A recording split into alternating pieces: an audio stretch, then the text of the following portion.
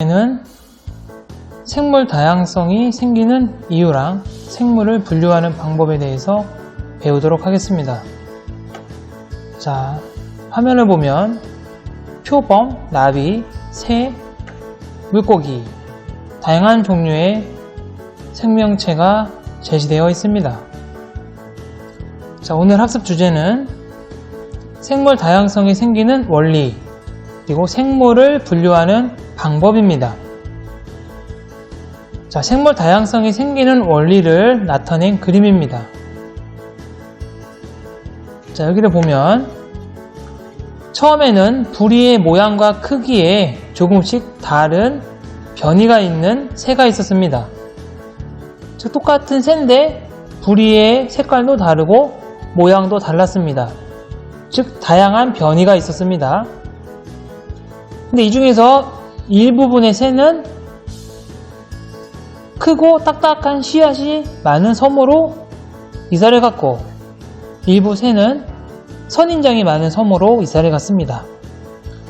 그럼 딱딱한 씨앗이 많은 섬에서 사는 새는 그 씨앗을 깨트려 먹을 수 있도록 부리가 단단해지면서 짧아져야 됩니다. 반면에 선인장에서 사는 새는 선인장 가시 사이에 있는 먹이를 잡아먹어야 되기 때문에 뾰족하고 가는 부리가 있어야 됩니다. 따라서 새가 사는 환경에 맞게끔 부리가 바뀌게 되는 것입니다. 이렇게 환경에 적응하는 과정에서 부리의 모양이 다양하게 바뀌게 되는데, 이렇게 다양한 부리의 모양을 우리가 변이라고 부릅니다.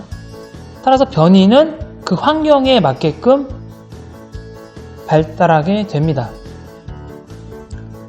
그럼 뾰족한 부리를 가진 새는 딱딱한 씨앗이 있는 곳에서는 살 수가 없겠죠.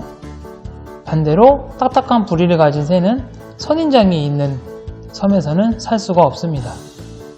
이렇게 환경에 적응하는 과정에서 다양한 변이가 발생하게 됩니다. 즉, 정리를 하면 같은 종류의 생물 사이에서 나타나는 특성의 차이를 변이라고 합니다.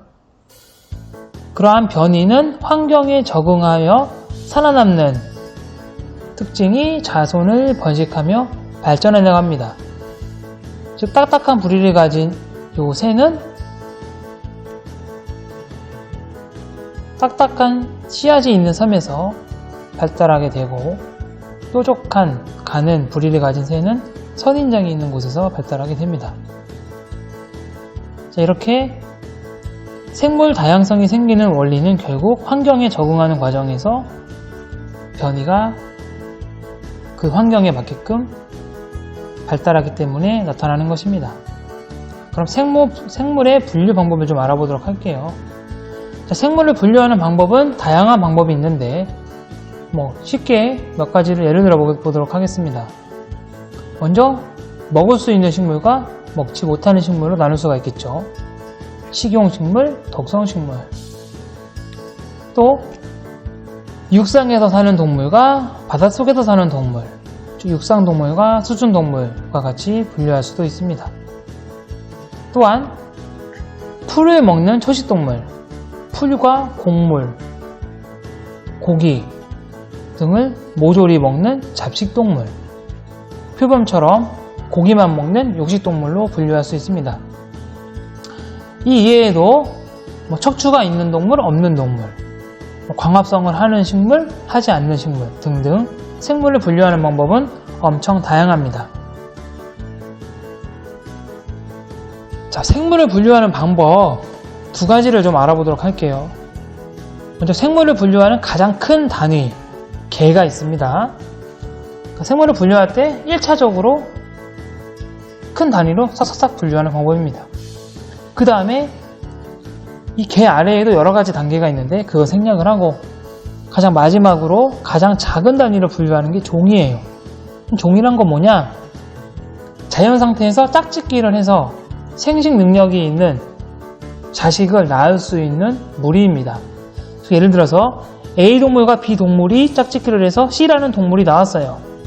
C라는 동물이 자식을 낳을 수 있는 능력이 있으면 A랑 B는 같은 종이에요.